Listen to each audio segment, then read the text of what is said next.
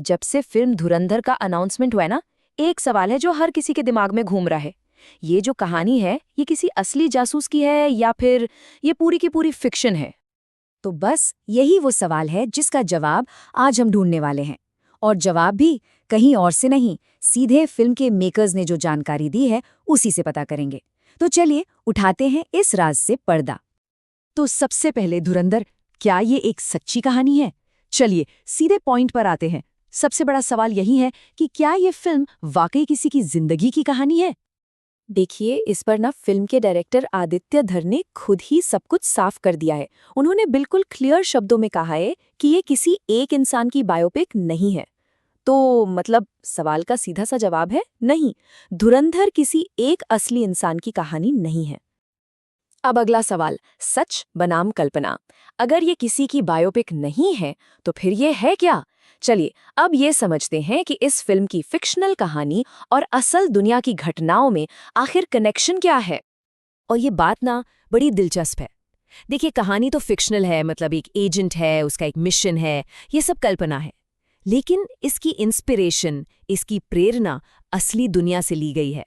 Film का जो पूरा माहौल है ना, वो असली जियोपॉलिटिकल टेंशन पर बेस्ड है, ताकि कहानी एकदम रियल लगे। मतलब फिल्म का बैकग्राउंड सेट करने के लिए कुछ असली घटनाओं को लिया गया है, जैसे कि आज के टेररिज्म नेटवर्क्स, 1999 का कंधार हाईजैक, 2001 का पार्लियामेंट अटैक और क्रॉस बॉर्डर जासूसी। लेकिन एक बात ध्यान देने वाली है, ये घटनाएं कहानी का हिस्सा नहीं है।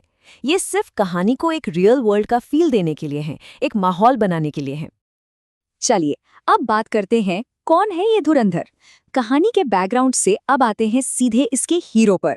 वो एजेंट जिसे कोई उसके असली नाम से नहीं बल्कि उसके कोड नेम धुरंधर से जानता है। तो आखिर धुरंधर का मतलब क्या है? इसका मतलब है कोई ऐसा जो हर चाल में माहिर हो, जिसे पकड़ पाना नामुमकिन हो। ये कोड नेम ही अपने आप में बता देता है कि वो एजेंट कितना काबिल है और अपनी एजेंसी में उसका क्या रुतबा होगा। तो प्रोफाइल कुछ ऐसा है। ये एजेंट भारत की एक टॉप सीक्रेट इंटेलिजेंस एजेंसी का ऑपरेटिव है। उसकी असली पहचान सरकार में भी शायद गिने चुने लोगों को ही पता हो। वो सालों साल एक नकली पहचान के साथ दुश्मन के बीच रह सकता है। और उसका कोड, उसका मकसद बस एक है, मिशन किसी भी कीमत पर पूरा होना चाहिए। अब आते हैं मिशन पर। मिशन दुश्मन के घर में। चलिए अब जानते हैं उस खतरनाक मिशन के बारे में जिसके लिए सिर्फ और सिर्फ धुरंधर को ही चुना जा सकता था। तो होता यह है कि एक खुफिया जानकारी मिलती है कि भारत के शहरों पर एक बहुत बड़े हमले की प्लानिंग चल रही है। और तब सरकार एक बहुत बड़ा फैसला लेती है। फैसला ये कि इस बार जंग सरहद पर नहीं बल्कि दुश्मन के घर के अंदर लड़ी जाएगी। और इस मिशन के स्टेप्स बहुत ही खतरनाक हैं। स्टेप 1, पाकिस्तान के एक टेररिस्ट और गैंगस्टर नेटवर्क में घुसना। स्टेप 2, धीरे धीरे उनका भरोसा जीतना। स्टेप 3, उस गिरोह के सबसे बड़े लीडर तक पहुंचना। और फाइनल स्टेप, पूरे नेटवर्क को अंदर से ही खत्म कर देना। और दांव पर क्या लगा है? सब कुछ। एक छोटी सी गलती और मतलब सीधी मौत। अगर वो पकड़ा गया तो उसका अपना देश तक उसे पहचानने से मना कर देगा। वो वहां बिल्कुल अकेला है, कोई बैकअप नहीं, कोई मदद नहीं। अब बात करते हैं कहानी के इमोशनल कोर की, अनाम नायक का बलिदान।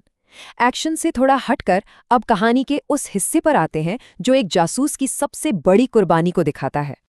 फिल्म ये दिखाती है कि एक जासूस ना जीते जी भी एक तरह से मर चुका होता है। उसे अपने मिशन के लिए प्यार, दोस्ती, इंसानियत, अपनी खुद की पहचान सब कुछ कुर्बान करना पड़ता है। और फिर कहानी में वो मोड़ आता है जब उसका राज खुलने वाला होता है, उसकी कवर उड़ने वाली होती है। तब उसके सामने सिर्फ एक सवाल खड़ा होता है, अपनी जान या देश। और इस सवाल का जवाब बहुत ही सीधा और पावरफुल है। वो देश को चुनता है। बस इसी एक फैसले में उसकी पूरी जिंदगी की कुर्बानी छिपी होती है। तो आखिर में होता क्या है? मिशन कामयाब हो जाता है, टेररिस्ट नेटवर्क खत्म हो जाता है। लेकिन धुरंधर का क्या? वो या तो कहीं गुमनामी के अंधेरे में खो जाता है या फिर सिस्टम ही उसे भुला देता है। देश तो बच जाता है, पर उस हीरो का नाम हमेशा के लिए एक राज ही रह जाता है। और शायद यही इस कहानी का असली मैसेज है। ये उन अनगिनत गुमनाम हीरोज को एक सलाम है जो खामोशी से देश की रक्षा करते हैं। ये कहानी हमें याद दिलाती है कि सच्चे देशभक्त अक्सर इतिहास के पन्नों में नहीं बल्कि खामोशी में दफन हो जाते हैं।